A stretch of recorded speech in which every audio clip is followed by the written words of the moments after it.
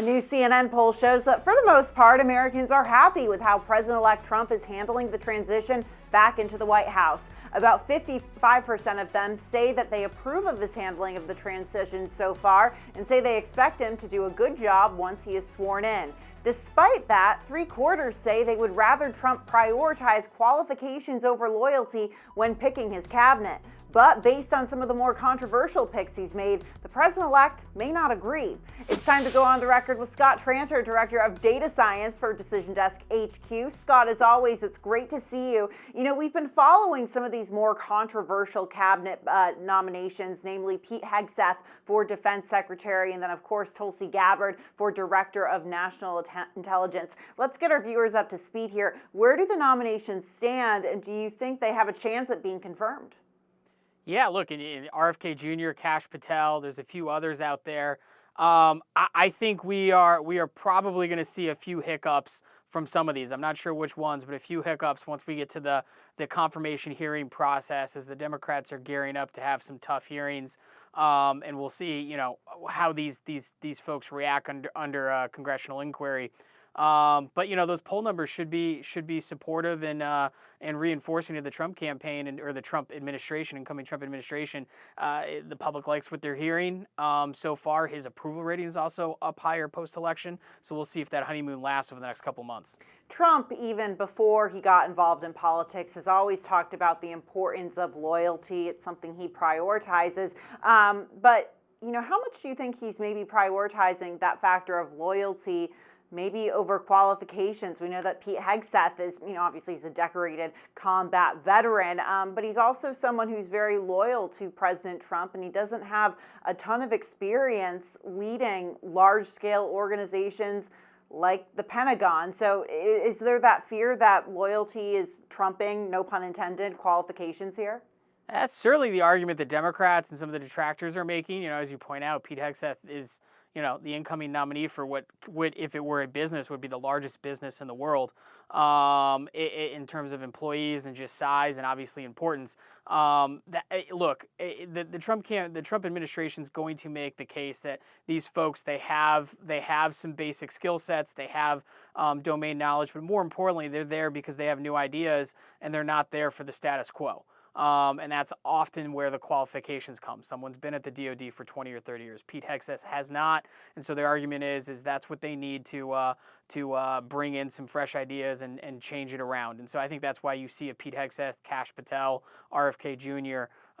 You know, they're trying to pick people with outside of the normal qualifications. Yeah, the term I hear is trying to bring people in to shake things up. So we'll see how that goes. I want to turn to a new AP NORC poll that shows only 22% of Americans approve of President Biden pardoning his son. Over half say they disapprove, but it's still a relatively new poll. Scott, do you expect public opinion at all to shift with time, or do you think this move could potentially taint Democrats' image going into future elections, or is this more of an issue about President Biden's legacy? I think it's more legacy. I'm going to tell you, I was a little bit surprised to see those numbers. I was expecting numbers that were going to be more along party lines, like it was probably going to be a little bit underwater, but I expect Democratic base to support him, Republicans not, and the independents to kind of shade against him. So I thought I was pretty surprised by those numbers. I don't see them getting a lot better, but you know, usually presidents do better over 20, 30 years. Look at George W. Bush. So we'll see how it goes. But I was surprised to see that. So in the wake of Hunter Biden's pardon, Trump said he would pardon rioters who stormed the Capitol on January 6th. Scott, how will those potential pardons be received by Americans? I know that Republican senators have said they won't block them. Yeah, look, the polling on that, and there isn't a lot of it, but what we saw during the campaign was this was very popular among the Republican base. It was not popular among Democrats and not popular among independents. So my expectation is probably not the public to approve it, but certainly not at the disparity we saw under the Hunter Biden pardon under Joe Biden. And I think, you know, we haven't heard a lot about it from the incoming Trump administration. They're certainly talking about it a lot less than they were, say, 2 months ago. So we'll see how that actually unfolds. So I want to turn our direction, turn to a very different story. The shooting of the UnitedHealthcare CEO Brian Thompson has brought to light a lot of dissatisfaction with the healthcare industry. According to Gallup's annual health and healthcare poll, less than half of Americans, 44%, believe the quality of healthcare in the U.S. is excellent or good, and less than a third of Americans believe their coverage is excellent or good, at just 28%. Do you think this bipartisan outrage toward health insurers will motivate Trump or Congress to take another look at healthcare reform going forward? Yeah, no, absolutely. Look, the United States has an aging population. We're about to see the largest influx of people over the age of 65, which is when healthcare is going to be most critical.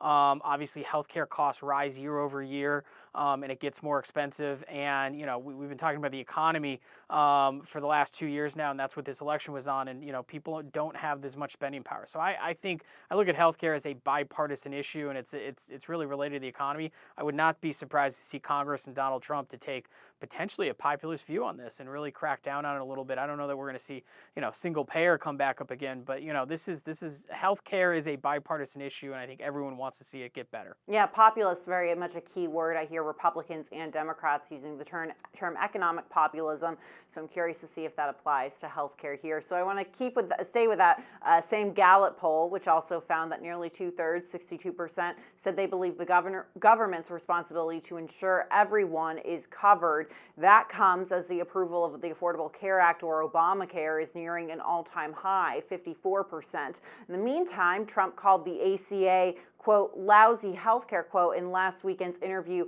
with Meet the Press. He also said he wants to replace it, but still didn't lay out any plans as to how he would do it, and doubled down on his concepts of a plan. That, obviously very infamous debate response against Kamala Harris. Scott, do you think repealing and replacing Obamacare is feasible? He obviously failed to do it during his first administration, even got some pushback from some Republicans.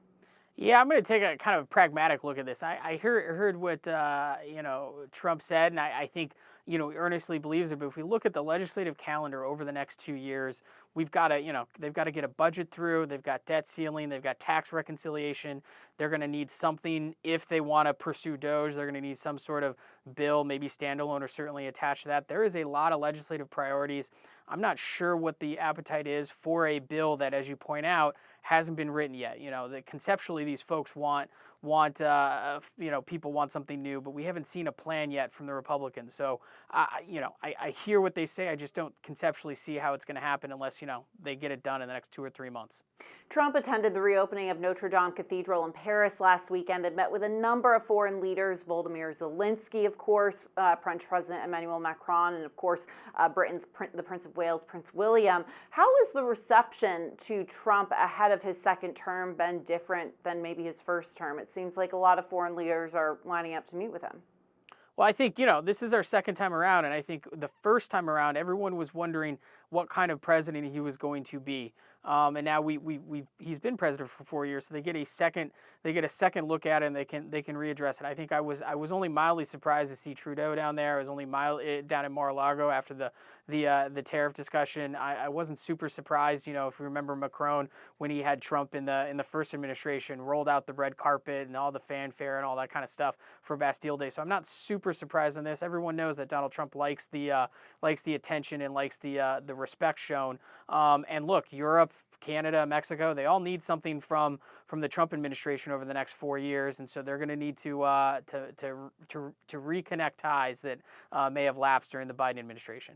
Lara Trump stepped down as Republican National Committee co-chair this week, which stoked speculation that she could fill Marco Rubio's seat in the Senate. The decision is up to Ron DeSantis, the governor of Florida. But Scott, what would Lara Trump in the Senate mean for President Trump and his relationship with Senate Republicans? I mean, going back to this nomination process with some of his cabinet picks, we're kind of seeing that Republicans aren't necessarily showing they're going to be a rubber stamp for President-elect Trump.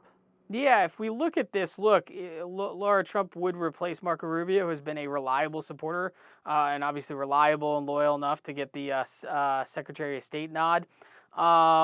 I think the interesting thing, and you as a native Floridian, is what is the dance going on between Governor Ron DeSantis and the decision here, and what does he may potentially want to do in 2026 and beyond. I think her going to the Senate is likely, but not certain.